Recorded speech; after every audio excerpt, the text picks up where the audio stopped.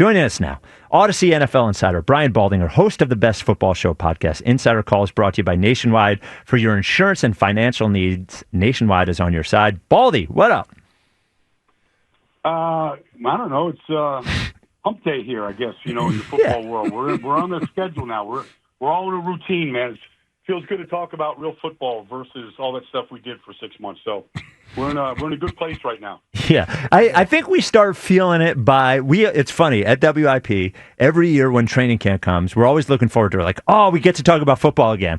And then 3 days into it, we're like, well, there's nothing really to talk about during training camp, No, you're right. And preseason games are dreadful. And so, you got 6 weeks of, like, okay, well, let's get to some games. So here we are. Here we are. So we will get to the Chiefs game second. This is our first opportunity to talk to you about the Cowboys game. Let's start on offense. Eagles looked real good for the first 3 drives, then kind of stalled out the rest of the game.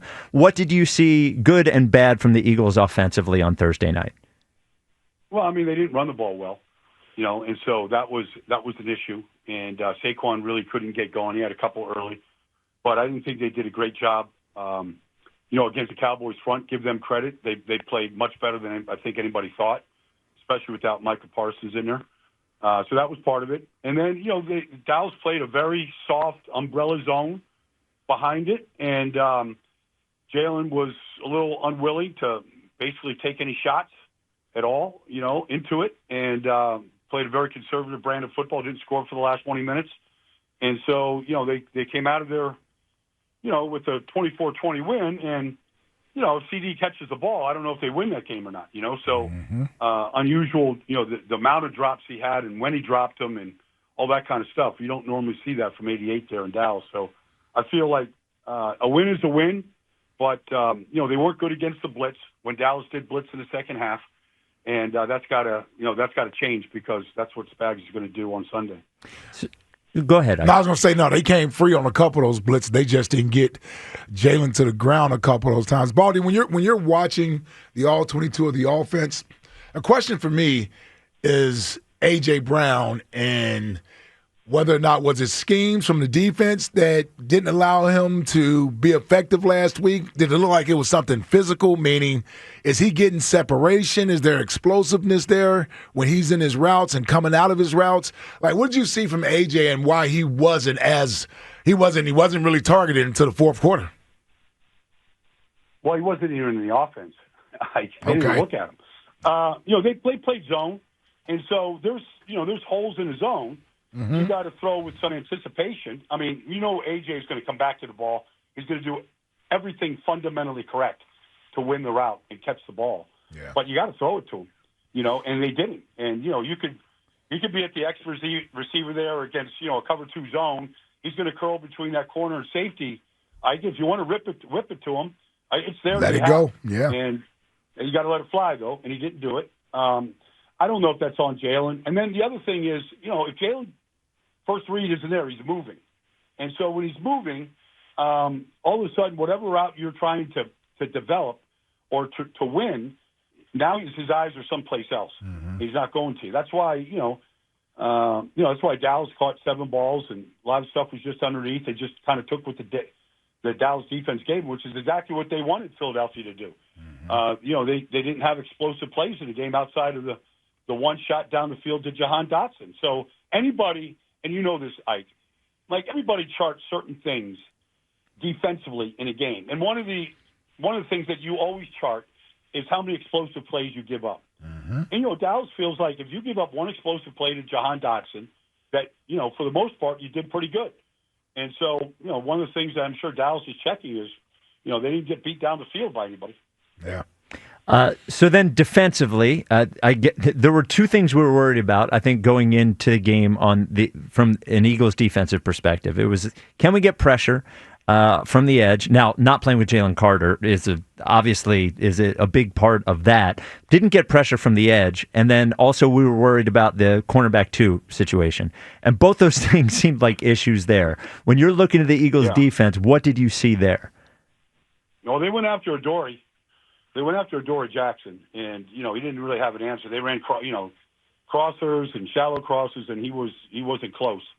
The one big catch that, CD had there on that touchdown drive, I mean, he just got beat across the field. He couldn't really stay with him. But I thought they went after him pretty good. That showed up. Now, he did make a couple plays, so I'm not going to just kill him here. But for the most part, they went after him pretty good. And then the pass rush was non-existent.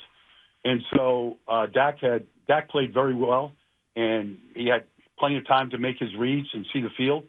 But I didn't see much from Jalix or Nolan Smith or, anybody, Aziz or, Josh Uche probably had the best rush of the night. They didn't do much from that department. So on to Sunday, Eagles-Chiefs. Chiefs lose the first game. I think we all thought, it'd be nice if they won that first game, and they didn't come into this game needing it. The Chiefs' defense got skewered by the Chargers, specifically by Herbert. Was that just a bad game, or were there signs that the Chiefs' defense is going to be pretty vulnerable this year from a passing standpoint? Well, I mean, I thought Greg Roman called a great game for the Chargers. I mean, they have not been an explosive passing team at all at any point last year. But, now that they've got Keenan and they got Ladd McConkey and they've got, Johnston and then a couple of rookies that are really talented, like they took their shots and they did not get much pressure. Joe Alt pitched a no-hitter at left tackle for him. Kansas City brought nothing off the edge, even when Chris Jones was out there. And he goes where he thinks he can win. He didn't get near Justin Herbert. Now, they blitzed him a couple of times, and they did get home and affected him a little bit, but they never affected Justin Herbert with the four-man rush.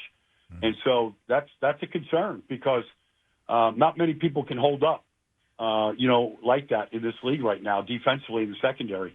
They've got some good players back there. Jalen Watson's a good player. McDuffie's a good player.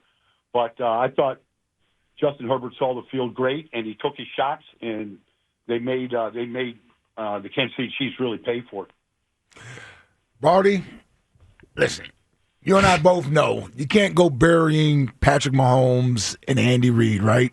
So I'm trying to resist this sort of temptation that a lot of people are starting to fall victim to, the Super Bowl game and then now this opening game. People starting to think, the dynasty, the Patriot, the Chiefs thing, it could be the end of it. You still seen enough in that film and watching him against the Chargers that there's enough to be worried about there with Patrick Mahomes over there, right? Well, Mahomes put the whole team on his back, Ike, in the second half. He made every big play there was. He was, he's diving and the ball's like barely coming out of his hands. I don't know how he got it over Drew Tranquil's head, but he did, into, waiting arms. He took 3 deep shots to Tyquan Thornton, who can fly. Mm-hmm. The guy ran a 4.28 at the combine. They connected on one of them.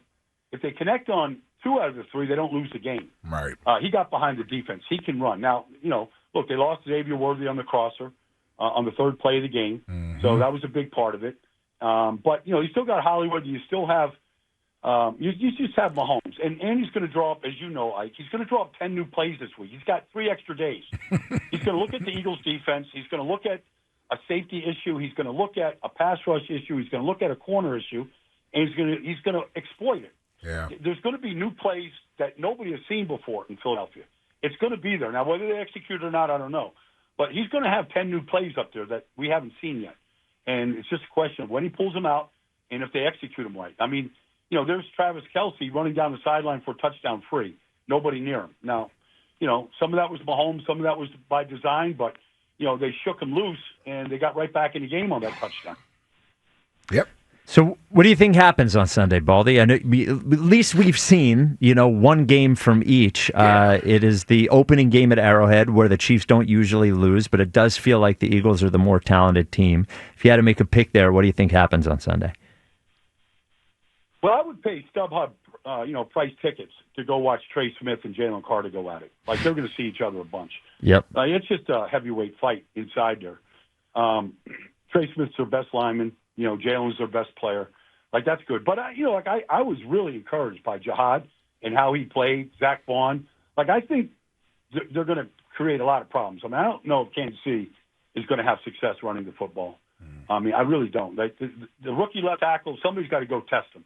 Whether it's Jihad coming off the edge or, one of these guys, has got to go test that rookie left tackle. I like the Eagles in this game. Jalen looks like it's conservative, But if he doesn't turn the ball over, they always have a chance to win. And I'm sure, look, Landon Dickerson, I don't think is going to be out there. That's a big loss. But still, Saquon, you got to keep giving him the opportunities to go break one. And I think he's ready to do that. Yeah. Real quick, you brought up some of the other young players over there on defense.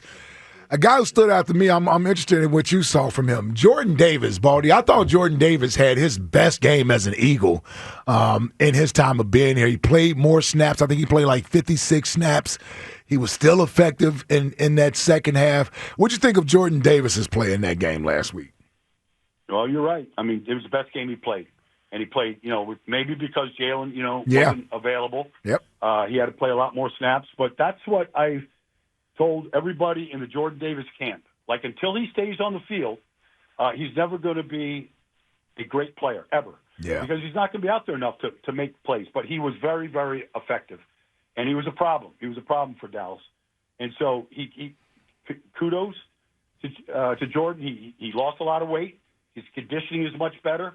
I know he's a good kid. I know he wants to be great and have a chance to, really make a name for himself here. I know it's important to him. Yeah. And he played like the game is important to him on Thursday night. Yeah. All right, Baldy. We appreciate it as always. We will talk to you next Wednesday. Let's do it. Same time, same place. All right, thanks, All right, Baldy. brother. There he is, Brian Baldinger, our Audacy NFL insider, host of the Best Football Show podcast. Insider Call is brought to you by Nationwide. For your insurance and financial needs, Nationwide is on your side.